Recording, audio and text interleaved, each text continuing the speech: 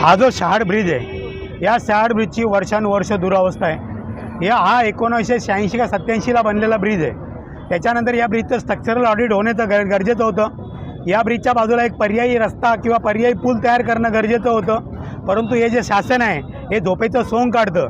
आज जर तुम्ही ब्रिजवर गेलात तर रोज अपघात होत आहेत, लोकांचे हातपाय तुटत आहेत, लोक जखमी होत आहेत। हे प्रशासन बहुतेक एखाद दोन माणसं मरायची वाट बघते की काय असं आम्हाला वाटतंय। आज एवढे मोठे मोठे खड्डे झाल्यानंतर हा हायवे, हा नॅशनल हायवे, हा भारत सरकारचा रोड आहे।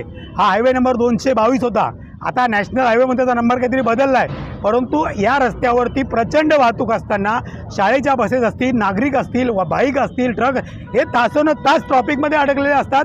आणि याचं कारण हा अरुंद पूल आणि रस्त्यावरचे खड्डे। हे लोक टेंडर काढतात, पैसे कमवतात, भ्रष्टाचार करतात, यांचं भलं चाललं एसीत बसून, पण जो रोज रस्त्यावर मरतोय त्या नागरिकांसाठी कोण भांडणार? त्याला जबाबदार कोण आहे? यांना आम्ही 15 ऑक्टोबरपर्यंतची डेडलाईन दिली आहे। त्यांनी आम्हाला सांगितलं की 15 ऑक्टोबरपर्यंत पूर्ण ब्रिजवरचं मटेरियल काढून तिथं नवीन हे करून आम्ही त्याला पूर्ण ओके करून देणार। जर 15 ऑक्टोबरपर्यंत यांनी ते काम केलं नाही तर पुढचं आंदोलन हे यांच्या कार्यालयामध्ये असेल आणि त्यावेळेला जे काय असेल त्याला हे प्रशासकीय अधिकारी जबाबदार असतील।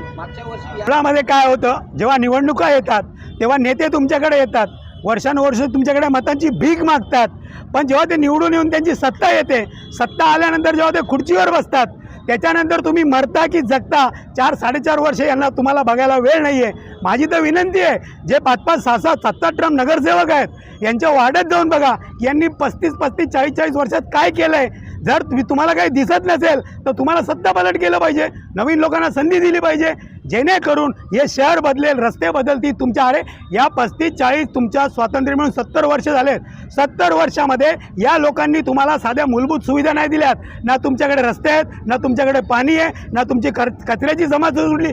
आम्ही अजून किती वर्ष या 3 गोष्टीमध्ये अडकून पडणार आहोत?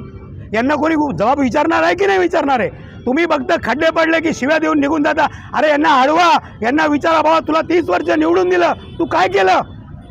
यांना प्रश्न विचारणार कोणतरी पाहिजे की नाही पाहिजे? येणाऱ्या काळामध्ये 15 ऑक्टोबर नंतर तुम्हाला नक्कीच ॲक्शन दिसेल की महाराष्ट्र नवनिर्माण सेना ॲक्शन मोडवर असणार आहे। कडू बोल वृत्तवाहिनी, सत्याचा कडवट आवाज।